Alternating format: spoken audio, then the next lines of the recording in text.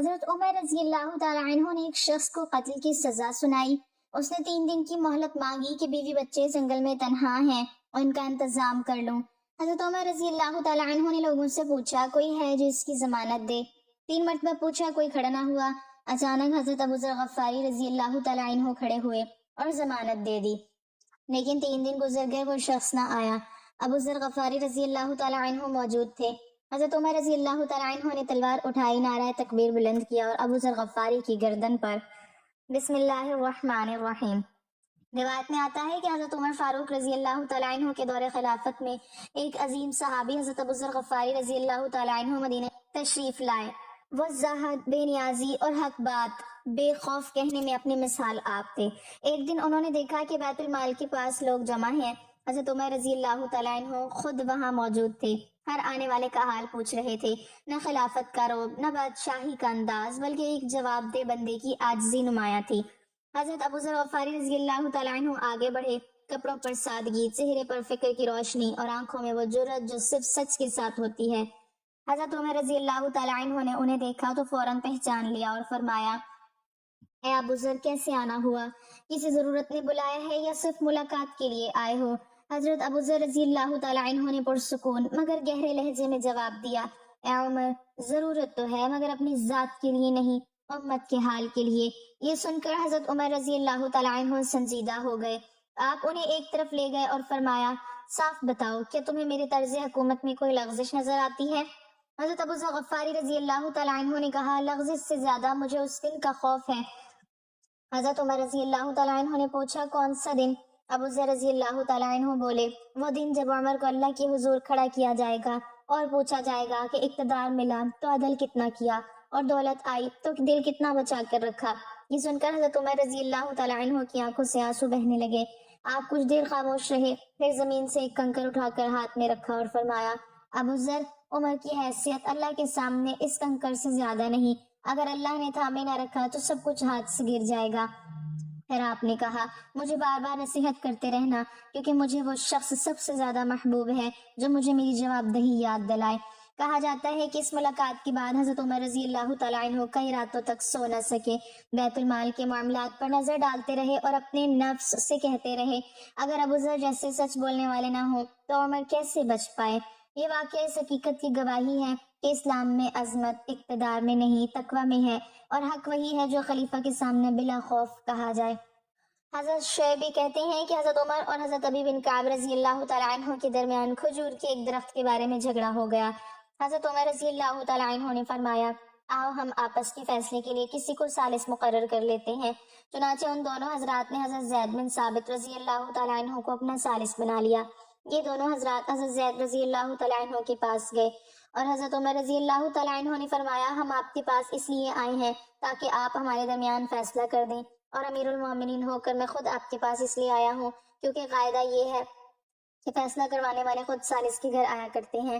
جب دونوں حضرات حضرت زید رضی اللہ تعالیٰ عنہ کے پاس اندر داخل ہوئے تو حضرت زید رضی اللہ تعالیٰ عنہ نے حضرت عمر رضی اللہ تعالیٰ عنہ کو اپنے بستر کے سرہانے بٹھانا چاہا اور یوں کہا، اے امیر المومنین، یہاں تشریف رکھیں۔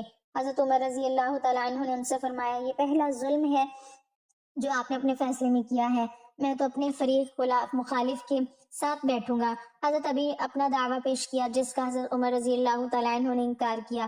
حضرت زید رضی اللہ تعالیٰ عنہ نے حضرت ابی سے کہا، قاعدے کے مطابق انکار کرنے پر مدعی علیہ کو قسم کھانی پڑتی ہے، لیکن میں آپ سے درخواست کرتا ہوں کہ آپ امیر المومنین کو قسم کھانے کی زحمت نہ دیں، اور میں امیر المومنین کے علاوہ کسی اور کے لیے یہ درخواست نہیں کر سکتا۔ حضرت عمر رضی اللہ تعالیٰ عنہ نے اس رعایت کو قبول نہ کیا بلکہ قسم کھائی اور قسم کھا کر کہا، حضرت زید رضی اللہ تعالیٰ عنہ صحیح قاضی تب بن سکتے ہیں جبکہ ان کے نزدیک عمر رضی اللہ تعالیٰ عنہ اور ایک عام مسلمان برابر ہوں۔ جب زید بن اسلم کہتے ہیں کہ حضرت عباس بن عبد المطلب حضرت رضی اللہ تعالیٰ عنہ کا ایک گھر مدینہ منورہ کی مسجد نبوی کے بالکل ساتھ تھا، حضرت عمر رضی اللہ تعالیٰ عنہ نے اسے مسجد میں شامل کرنا چاہا تو حضرت عباس رضی اللہ تعالیٰ عنہ سے فرمایا، آپ کے گھر میرے ہاتھ بیچ دے۔ حضرت عباس رضی اللہ تعالیٰ عنہ نے انکار کر دیا۔ حضرت عمر رضی اللہ تعالیٰ عنہ نے کہا آپ یہ گھر مجھے ہدیہ ہی کر دیں، وہ یہ بھی نہ مانے۔ پھر حضرت عمر رضی اللہ تعالیٰ عنہ نے کہا آپ خود ہی یہ گھر مسجد میں شامل کر دیں، انہوں نے اس سے بھی انکار کر دیا۔ حضرت عمر رضی اللہ تعالیٰ عنہ نے کہا آپ کو ان 3 کاموں میں سے کوئی ایک کام تو کرنا ہی پڑے گا، لیکن حضرت عباس پھر بھی تیار نہ ہوئے۔ حضرت عمر رضی اللہ تعالیٰ عنہ نے کہا اچھا پھر کسی کو آپ ثالث مقرر کر لیں جو ہمارا فیصلہ کر دے۔ انہوں نے حضرت ابی بن کعب رضی اللہ تعالیٰ عنہ کو مقرر کیا۔ یہ دونوں حضرات اپنا مقدمہ ان کے پاس لے گئے۔ حضرت ابی نے حضرت عمر رضی اللہ تعالیٰ عنہ سے کہا میرا فیصلہ یہ ہے کہ آپ ان کی مرضی کے بغیر ان سے یہ گھر نہیں لے سکتے۔ حضرت عمر رضی اللہ تعالیٰ عنہ نے ان سے پوچھا آپ کو یہ فیصلہ اللہ کی کتاب یعنی قرآن میں ملا ہے یا حضور صلی اللہ علیہ وسلم کی حدیث میں؟ انہوں نے کہا حضور صلی اللہ علیہ وسلم کی حدیث میں۔ حضرت عمر رضی اللہ تعالیٰ عنہ نے پوچھا وہ حدیث کیا ہے؟ حضرت ابی نے کہا میں نے حضور صلی اللہ علیہ وسلم کو یہ فرماتے ہوئے سنا ہے کہ حضرت سلیمان بن داؤد علیہ السلام نے جب بیت المقدس کی تعمیر شروع کی تو جب بھی وہ کوئی دیوار بناتے تو صبح کو وہ گری ہوئی ہوتی۔ آخر اللہ تعالیٰ نے ان کی طرف یہ وحی بھیجی کہ اگر آپ کسی کی زمین میں بنانا چاہتے ہیں تو پہلے اسے راضی کر لیں۔ یہ سن کر حضرت عمر رضی اللہ تعالیٰ عنہ نے حضرت عباس رضی اللہ تعالیٰ عنہ کو چھوڑ دیا۔ بعد میں حضرت عباس نے اپنی خوشی سے اس گھر کو مسجد میں شامل کر دیا۔ حضرت حسن رضی اللہ تعالیٰ عنہ کہتے ہیں کہ ایک عورت کا خامد غائب تھا، اس کے پاس کسی کی آمد و رفت تھی۔ حضرت عمر رضی اللہ تعالیٰ عنہ کو اس سے کھٹک ہوئی۔ حضرت عمر رضی اللہ تعالیٰ عنہ نے بلانے کے لیے اس کے پاس آدمی بھیجا۔ اس آدمی نے اس عورت سے کہا حضرت عمر رضی اللہ تعالیٰ عنہ کے پاس چلو، حضرت عمر رضی اللہ تعالیٰ عنہ تمہیں بلا رہے ہیں۔ اس نے کہا ہائے میری ہلاکت، مجھے عمر رضی اللہ تعالیٰ عنہ سے کیا واسطہ؟ وہ گھر سے چلی، وہ حاملہ تھی، ابھی وہ راستے میں تھی کہ وہ گھبرا گئی جس سے اسے درد زار شروع ہوا۔ وہ ایک گھر میں چلی گئی جہاں اس کا بچہ پیدا ہوا، بچہ 2 دفعہ رویا اور مر گیا۔ حضرت عمر رضی اللہ تعالیٰ عنہ نے حضور صلی اللہ علیہ وسلم کے صحابہ سے مشورہ کیا کہ میرے ڈر کی وجہ سے وہ عورت گھبرا گئی اور بچہ قبل از وقت پیدا ہو گیا، اس کی وجہ سے وہ بچہ مر گیا، تو کیا اس بچے کے یوں مر جانے کی وجہ سے مجھ پر کوئی چیز شرعاً لازم آتی ہے؟ بعض صحابہ نے کہا آپ پر کچھ لازم نہیں آتا کیونکہ آپ مسلمانوں کے والی ہیں اور اس وجہ سے آپ کے ذمے ہے کہ آپ ان کو ادب سکھائیں، کوئی کمی دیکھیں تو انہیں بلا کر تنبیہ کریں۔ حضرت علی رضی اللہ تعالیٰ عنہ خاموش تھے۔ حضرت عمر رضی اللہ تعالیٰ عنہ نے ان کی طرف متوجہ ہو کر کہا اس بارے میں آپ کیا کہتے ہیں؟ حضرت علی رضی اللہ تعالیٰ عنہ نے کہا اگر ان لوگوں نے یہ بات بغیر کسی دلیل کے محض اپنی رائے سے کہی ہے تو ان کی رائے غلط ہے، اور اگر انہوں نے آپ کو خوش کرنے کے لیے یہ بات کہی ہے تو انہوں نے آپ کے ساتھ خیر خواہی نہیں کی ہے۔ میری رائے یہ ہے کہ اس بچے کی دیت یعنی خون بہا آپ کو دینا پڑے گا کیونکہ آپ کے بلانے کی وجہ سے وہ عورت گھبرا گئی ہے، اس لیے یوں بچے کی قبل از وقت پیدا ہو جانے کا سبب آپ ہی ہیں۔ اس پر حضرت عمر رضی اللہ تعالیٰ عنہ نے حضرت علی رضی اللہ تعالیٰ عنہ کو حکم دیا کہ اس بچے کا خون بہا سارے قریش سے وصول کریں، اس لیے کہ یہ قتل ان سے خطا کے طور پر صادر ہوا ہے۔ حضرت عطا رضی اللہ تعالیٰ عنہ کہتے ہیں کہ حضرت عمر رضی اللہ تعالیٰ عنہ اپنے گورنروں کو حکم دیا کرتے تھے کہ وہ حج کے موقع پر ان کے پاس آیا کریں۔ جب سارے گورنر آ جاتے تو عام مسلمانوں کو جمع کر کے فرماتے اے لوگو، میں نے اپنے گورنر کہ ہاں اس لیے نہیں بھیجے ہیں کہ وہ تمہاری کھال ادھیڑیں یا تمہاری مال پر قبضہ کریں یا تمہیں بے عزت کریں، بلکہ میں نے تو فقط اس لیے ان کو بھیجا تاکہ تمہیں ایک دوسرے پر ظلم نہ کرنے دیں اور تمہارے درمیان مال غنیمت تقسیم کریں، لہٰذا جس کے ساتھ اس کے خلاف کیا گیا ہو وہ کھڑا ہو جائے اور اپنی بات بتائے۔ چنانچہ ایک مرتبہ انہوں نے گورنروں کو جمع کر کے لوگوں میں یہی اعلان کیا تو صرف ایک آدمی کھڑا ہوا اور اس نے کہا اے امیر المومنین، آپ کے فلاں گورنر نے مجھے ظلماً 100 کوڑے مارے ہیں۔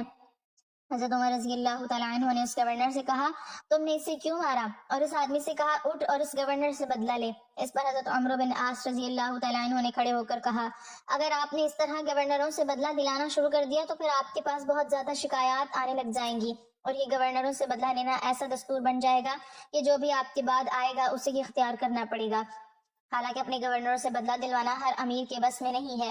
حضرت عمر رضی اللہ تعالیٰ عنہ نے فرمایا جب میں نے حضور صلی اللہ علیہ وسلم کو اپنی ذات اقدس سے بدلہ دلوانے کے لیے تیار رہتے ہوئے دیکھا ہے تو میں اپنے گورنر سے کیوں نہ بدلہ دلواؤں؟ حضرت عمر نے کہا آپ ہمیں اس آدمی کو راضی کرنے کا موقع دیں۔ حضرت عمر رضی اللہ تعالیٰ عنہ نے کہا اچھا چلو تم اس سے راضی کر لو۔ چنانچہ اس گورنر نے ہر کوڑے کے بدلے 2 دینار کے حساب سے 200 دینار اس آدمی کو بدلہ میں دیے۔ حضرت یزید بن ابی منصور کہتے ہیں کہ حضرت عمر بن خطاب رضی اللہ تعالیٰ عنہ کو یہ خبر ملی کہ بحرین میں ان کے مقرر کردہ گورنر حضرت ابن جارود یا ابن ابی جارود کے پاس ایک شخص لایا گیا جس کا نام ادریاس تھا۔ اس نے مسلمانوں کے دشمن کے ساتھ خفیہ خط و کتابت کر رکھی تھی اور ان دشمنوں کے ساتھ مل جانے کا ارادہ بھی تھا اور اس کے ان جرائم پر گواہ بھی موجود تھے۔ اس پر اس گورنر نے اسے قتل کر دیا۔ وہ شخص قتل ہوتے ہوئے کہہ رہا تھا اے عمر میری مدد کو آئے، اے عمر میں مظلوم ہوں میری مدد کو آئے۔ حضرت عمر رضی اللہ تعالیٰ عنہ نے اپنے اس گورنر کو خط لکھا کہ میرے پاس آؤ، چنانچہ وہ آ گئے۔ حضرت عمر رضی اللہ تعالیٰ عنہ ان کے انتظار میں بیٹھے ہوئے تھے اور ان کے ہاتھ میں ایک چھوٹا نیزہ تھا۔ جب وہ حضرت عمر رضی اللہ تعالیٰ عنہ کے پاس اندر آئے تو حضرت عمر رضی اللہ تعالیٰ عنہ نے وہ چھوٹا نیزہ اس کے جبڑوں پر مارنا چاہا، لیکن مارا نہیں کہ حضرت جارود نے اجتہائی غلطی کی وجہ سے اس آدمی کو قتل کیا تھا، اس لیے چھوڑ دیا۔ اور حضرت عمر رضی اللہ تعالیٰ عنہ کہتے جا رہے تھے، اے دریاس میں تیری مدد کو حاضر ہوں، اے دریاس میں تیری مدد کو حاضر ہوں۔ اور حضرت جارود کہنے لگی، اے امیر المومنین، اس نے مسلمانوں کی خفیہ باتیں دشمن کو لکھی تھی اور دشمن سے جا ملنے کا اس نے ارادہ بھی کر رکھا تھا۔ حضرت عمر رضی اللہ تعالیٰ عنہ نے فرمایا، صرف برائی کے ارادے پر ہی تم نے اسے قتل کر دیا، ہم میں ایسا کون ہے جس کے دل میں ایسے برے ارادے نہیں آتے؟ اگر گورنروں کے قتل کرنے کا مستقل دستور بن جانے کا خطرہ نہ ہوتا تو میں تمہیں اس کے بدلے میں ضرور قتل کر دیتا۔ دو نوجوان حضرت عمر رضی اللہ تعالیٰ عنہ کی محفل میں داخل ہوتے ہی محفل میں بیٹھے ایک شخص کے سامنے جا کر کھڑے ہو جاتے ہیں اور اس کی طرف انگلی کر کے کہتے ہیں، یا عمر، یہ ہے وہ شخص۔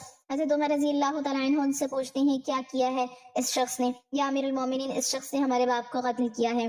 حضرت عمر رضی اللہ تعالیٰ عنہ پوچھتے ہیں، کیا اس نے تمہارے باپ کو قتل کیا ہے؟ حضرت عمر رضی اللہ تعالیٰ عنہ اس شخص سے مخاطب ہو کر پوچھتے ہیں، کیا تو نے اس کے باپ کو قتل کیا ہے؟ وہ شخص کہتا ہے، ہاں امیر المومنین، مجھ سے قتل ہو گیا ہے ان کا باپ۔ حضرت عمر رضی اللہ تعالیٰ عنہ پوچھتے ہیں، کس طرح قتل ہوا ہے؟ وہ شخص کہتا ہے، یا امیر المومنین، ان کا باپ اپنے اونٹ سمیت میرے کھیت میں داخل ہو گیا تھا، میں نے منع کیا، باز نہیں آیا تو میں نے ایک پتھر دے مارا جو سیدھا اس کے سر میں لگا اور وہ موقع پر مر گیا۔ حضرت عمر رضی اللہ تعالیٰ عنہ فرماتے ہیں، پھر تو قصاص دینا پڑے گا، موت ہے اس کی سزا، نہ فیصلے لکھنے کی ضرورت اور فیصلہ بھی ایسا اٹل کہ جس پر کسی بحث و مباحثے کی بھی گنجائش نہیں۔ نہ ہی اس شخص سے اس کے کنبے کے بارے میں کوئی سوال کیا گیا ہے، نہ ہی یہ پوچھا گیا ہے کہ تعلق کس قدر شریف خاندان سے ہے، نہ ہی یہ پوچھنے کی ضرورت محسوس کی گئی ہے کہ تعلق کس معزز قبیلے سے تو نہیں، معاشرے میں کیا رتبہ یا مقام ہے۔ ان سب باتوں سے حضرت عمر رضی اللہ تعالیٰ عنہ کو مطلب ہی کیا، کیونکہ معاملہ اللہ کے دین کا ہو تو عمر رضی اللہ تعالیٰ عنہ پر کوئی اثر انداز نہیں ہو سکتا، اور نہ ہی کوئی اللہ کی شریعت کی تنفیذ کے معاملے میں حضرت عمر رضی اللہ تعالیٰ عنہ کو روک سکتا ہے۔ حتیٰ کہ سامنے حضرت عمر رضی اللہ تعالیٰ عنہ کا اپنا ہی کیوں نہ قاتل کی حیثیت سے آ کھڑا ہو، قصاص تو اس سے بھی لیا جائے گا۔ وہ شخص کہتا ہے، اے امیر المومنین، اس کے نام پر جس کے حکم سے یہ زمین و آسمان قائم کھڑے ہیں، مجھے صحرا میں واپس اپنی بیوی بچوں کے پاس جانے دیجیے تاکہ میں ان کو بتا کر آؤں کہ میں قتل کر دیا جاؤں گا، ان کا اللہ تعالیٰ اور میرے سوا کوئی آسرا نہیں ہے، میں اس کے بعد واپس آ جاؤں گا۔ حضرت عمر رضی اللہ تعالیٰ عنہ فرماتے ہیں، کون تیری ضمانت دے گا کہ تو صحرا میں جا کر واپس بھی آ جائے گا؟ مجمع پر ایک خاموشی چھا جاتی ہے۔ کوئی بھی تو ایسا نہیں ہے جو اس کا نام تک بھی جانتا ہو، اس کے قبیلے، خیمے یا گھر وغیرہ کے بارے میں جاننے کا معاملہ تو بات کی بات ہے، کون ضمانت دے اس کی؟ کیا یہ 10 درہم کے ادھار یا زمین کے ٹکڑے یا کسی اونٹ کے سودے کی ضمانت کا معاملہ ہے؟ ادھر تو ایک گردن کی ضمانت دینے کی بات ہے جسے تلوار سے اڑا دیا جانا ہے، اور کوئی بھی تو ایسا نہیں ہے جو اللہ تعالیٰ کی شریعت کی تنفیذ کے معاملے میں حضرت عمر رضی اللہ تعالیٰ عنہ سے اعتراض کرے یا پھر اس شخص کی سفارش کے لیے ہی کھڑا ہو جائے، اور کوئی ہو بھی نہیں سکتا جو سفارشی بننے کا سوچ سکے۔ محفل میں موجود صحابہ رضی اللہ عنہم پر ایک خاموشی سی چھا گئی ہے۔ اس صورتحال سے خود حضرت عمر رضی اللہ تعالیٰ عنہ بھی متاثر ہیں، کیونکہ اس شخص کی حالت نے سب کو ہی حیرت میں ڈال کے رکھ دیا تھا۔ کیا اس شخص کو واقعی قصاص کے طور پر قتل کر دیا جائے اور اس کے بچے بھوکے مرنے کے لیے چھوڑ دیے جائیں، یا پھر اس کو بغیر ضمانتی کے واپس دے جانے دیا جائے؟ واپس نہ آیا تو مقتول کا خون رائگا جائے گا۔ خود حضرت عمر رضی اللہ تعالیٰ عنہ بھی سر جھکائے افسردہ بیٹھے ہیں۔ اس صورتحال پر سر اٹھا کر التجا بھری نظروں سے نوجوانوں کی طرف دیکھتے ہیں۔ معاف کر دو اس شخص کو۔ نوجوان اپنا آخری فیصلہ بغیر کسی جھجک کے سنا دیتے ہیں، نہیں امیر المومنین، نہیں، جو ہمارے باپ کو قتل کرے اس کو چھوڑ دیں، یہ تو ہو ہی نہیں سکتا۔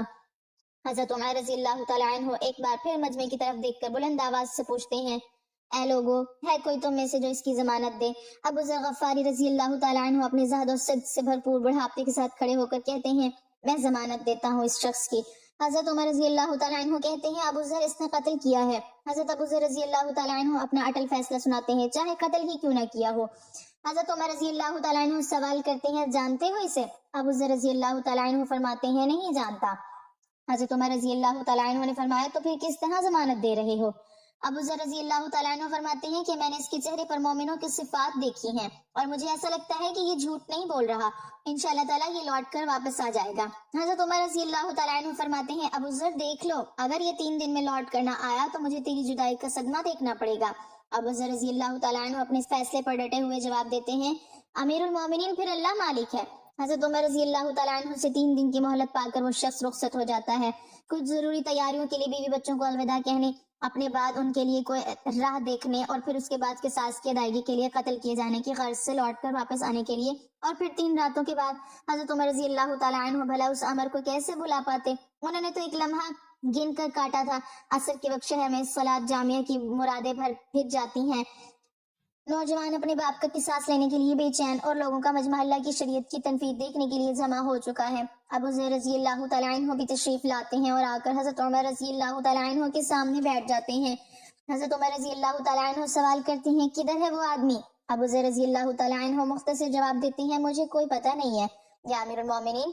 ابو ذر رضی اللہ تعالیٰ عنہ آسمان کی طرف دیکھتے ہیں جدھر سورج ڈوبنے کی جلدی میں معمول سے زیادہ تیزی کے ساتھ جاتا دکھائی دے رہا ہے۔ محفل میں ہو کا عالم ہے، اللہ کے سوا کوئی نہیں جانتا کہ آج کیا ہونے جا رہا ہے۔ یہ سچ ہے کہ ابو ذر رضی اللہ تعالیٰ عنہ حضرت عمر رضی اللہ تعالیٰ عنہ کے دل میں بستے ہیں۔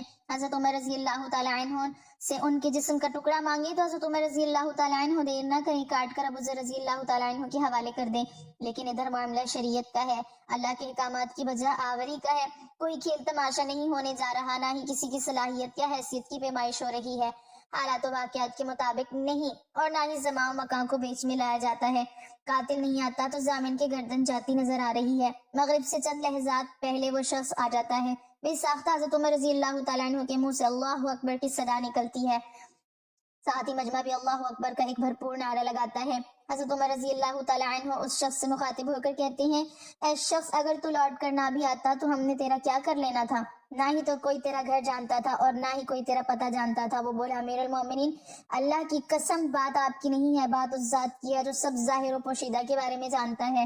دیکھ لیجئے، میں آ گئی ہوں اپنے بچوں کو پرندوں کی چوزوں کی طرح صحرا میں تنہا چھوڑ کر، جدھر نہ درخت کا سایہ ہے اور نہ ہی پانی کا نام و نشان۔ میں قتل کر دیے جانے کے حال یہ حاضر ہوں۔ مجھے بس یہ ڈر تھا کہ کہیں کوئی یہ نہ کہہ دے کہ اب لوگوں میں سے وعدوں کا ایفا ہی اٹھ گیا ہے۔ حضرت عمر رضی اللہ تعالیٰ عنہ نے ابو ذر رضی اللہ تعالیٰ عنہ کی طرف رخ کر کے پوچھا، ابو ذر، تو نے کس بنا پر اس کی ضمانت دی تھی؟ ابو ذر رضی اللہ تعالیٰ عنہ نے کہا، اے عمر، مجھے اس بات کا ڈر تھا کہیں کوئی یہ نہ کہہ دے کہ اب لوگوں سے خیر ہی اٹھا لی گئی ہے۔ حضرت عمر رضی اللہ تعالیٰ عنہ نے ایک لمحے کے لیے توقف کیا اور پھر ان دونوں نوجوانوں سے پوچھا، کیا کہتے ہو اب؟ نوجوانوں نے جن کا باپ قتل ہوا تھا روتے ہوئے کہا، اے امیر المومنین، ہم اس کی صداقت کی وجہ سے اسے معاف کرتے ہیں۔ ہمیں اس بات کا ڈر ہے کہ کہیں کوئی یہ نہ کہہ دے کہ اب لوگوں میں سے عفو اور درگزر ہی اٹھا لیا گیا ہے۔ حضرت عمر رضی اللہ تعالیٰ عنہ اللہ اکبر پکار اٹھے اور آنسو ان کی داڑھی کو تر کرتے نیچے گرنے لگے۔ فرمایا، اے نوجوانوں، تمہارے عفو درگزر پر اللہ تعالیٰ تمہیں جزائے خیر دے۔ اے ابو ذر، اللہ تجھے اس شخص کی مصیبت میں مدد پر جزائے خیر دے، اور اے شخص، اللہ تجھے اس وفائے عہد و صداقت پر جزائے خیر دے، اور اے امیر المومنین، اللہ تجھے تیرے عدل اور رحم دلی پر جزائے خیر دے۔ آمین ثم آمین۔